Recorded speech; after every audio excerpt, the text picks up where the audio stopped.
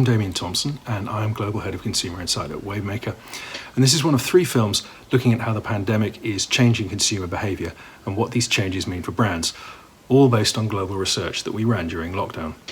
And in this film, I will look at how the pandemic is changing people's relationship with their homes. Now, understandably, we tend to talk about COVID-19 as a global crisis, but the lived reality of it has been completely local. Even within a country or city or local community, people's experience has varied widely. And it's that particular experience that will govern consumer behaviour in the future. Domestic life, in particular, has always been defined by rules and routines that we have to obey. But this year, we've been subject to a new set of obligations and expectations, whether that's home working or homeschooling or full-time childcare and caregiving in multi-generational families, all competing for the same time and energy, with a complete blurring of boundaries between them. And in particular, it seems clear that in many countries and industries, there's been an attitudinal shift towards working from home, and it looks likely to remain the norm for many industries wherever that's actually possible. So the effect that the lockdown has had on how people understand their home should not be underestimated. And there are many interesting issues that this raises, some of which I want to look at now. So the first is what we might call the job description of home. So what people expect the home to do for them has changed, even though the available space hasn't. So how can we help people negotiate the demands of work, full-time childcare and so on, within a domestic environment that wasn't designed to accommodate them? The second thing I wanted to consider is how people felt the need to make their leisure time more productive during lockdown.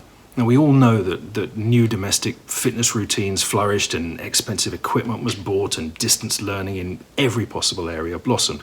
But what people also discovered was that this productive leisure can be quite an effort, which raises the question, how can brands help people to use their leisure well, when what this means will differ according to culture and family, the individual and so on. And the third observation we found in our research is actually a very positive one, and it's the rediscovery of domestic bliss. Now, it's certainly true that for many people, the pandemic led to social isolation, but it's also true that not everyone felt hemmed in by staying in. Enforced confinement made people reassess or take notice of their domestic surroundings, and they set about cleaning and tidying and refurbishing and renewing their homes. So for some, home has become a nicer place to be, and they'll want to keep it that way, very possibly continuing to spend more time there.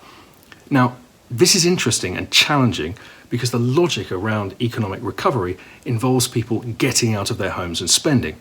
And that makes sense because not everything that is socially important can be bought from e-commerce. So the final thing that I want to consider is that all brands have to find a way to engage the consumers who have relished the world coming to their door and want to see that continue. And that has to go beyond e-commerce because the combination of persistent anxiety as a result of the virus, but more importantly, its economic consequences, together with the realization that it's okay to stay at home, mean that more people are going to stay there for the time being. So for a significant number of people, pre-pandemic modes of shopping will not return in the short term.